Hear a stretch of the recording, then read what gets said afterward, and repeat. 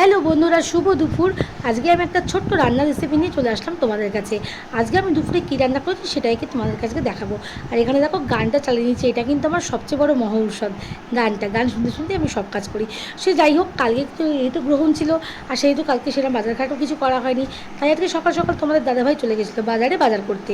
আর কিছু সবজি বাজার করেছে, আর এনেছে কাতলা মাছের পেটি। মেয়ে বলেছিল বাবা আমি মানে মাছের পেটি খাবো, তো সেই কারণে নিয়ে এসছে। আর এখানে আমি দেখো উচ্ছে আলু কেটে নিয়েছি ভাতে সেদ্ধ দেবো বলে।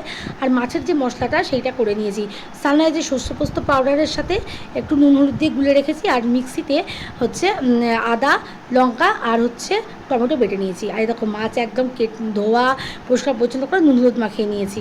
আর কড়াইটা কিন্তু গরম দিয়েছি, কড়াইটা একদম টান টান করে কড়াইটাকে গরম করে নেবো, তারপরে কিন্তু মাছগুলো দেবো। তো আজকে শর্টকাটে কীভাবে মাছের ঝোলটা করবো সেটাই তোমাদেরকে দেখাবো, যেহেতু আজকে আমার শরীরটা একদমই ভালো নেই। তো দেখো কড়াই গরম হয়ে গেছে, তেল দেওয়ার পরে আর একটুখানি তেলটা চারিদিক দিয়ে ঘুরিয়ে আর একটু গরম করে নিলাম। আর তারপরে দিয়ে দিলাম কিন্তু পাঁচফোড়ন। তেজপাতাটা কাছে ছিল না বলে দিতে পারিনি। আর আমার দিদা বলতো পাঁচফোড়ন দিলে কিন্তু মাছের ঝোলে খুব সুন্দর একটা গন্ধ আসে। আর তারপরেই কিন্তু মাছগুলো ফোড়নের মধ্যেই দিয়ে দিলাম। তোমরা অনেকে ভাবতে পারো ফোড়নের পরে মাছ দিচ্ছে, হ্যাঁ এটা দিলেও দেওয়া যায়, কোনো অসুবিধা হয় না। এই মাছের ঝোলটা এইভাবে করলেই ভালো লাগে। তো ভাজাটাও কিন্তু এমন না যে ফোড়ন দিলে ভাজা ভালো হবে না, হয়ে যাবে, সেটাও ভালো হবে। ভালো করে একটু তোমরা খেয়াল করো যে আমি কীভাবে করছি। তো এই একদিক যেই দেখো হয়ে গেছে টান টান ভাজা, আরেক দিকটা আবার উল্টে দেবো কিন্তু। আর এই সময় গ্যাসের ফ্লেমটা অবশ্যই তোমরা বাড়িয়ে রাখবে, গ্যাসের ফ্লেম কিন্তু কমালে চলবে না।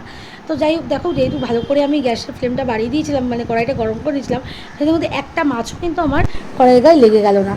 তো যাই হোক, আমি তো সানরাইজের সর্ষে পোস্ত পাউডারটা দিয়ে রান্না করেছি। তোমরা ইচ্ছা করলে এমনি সর্ষে পোস্ত বেটেও নিতে পারো, বা শুধু সর্ষে বা শুধু পোস্ত যা ইচ্ছা দিতে পারো। আর এটা কিন্তু জিরা রান্নাটা খুব একটা ভালো লাগে না।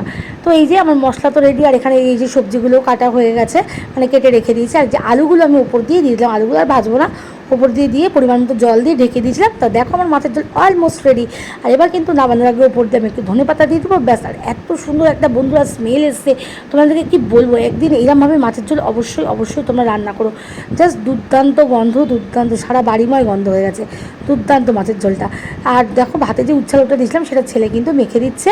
এই দুপুরবেলা গরম গরম ভাত দিয়ে উচ্ছে আলু খেতে কিন্তু সবাই খুব ভালোবাসি। আর এই যে এখানে স্যালাডও আমি কেটে রেখেছি। আর এই দেখো আমার মাছের ঝোল কেমন লাগলো অবশ্যই বলো। টাটা।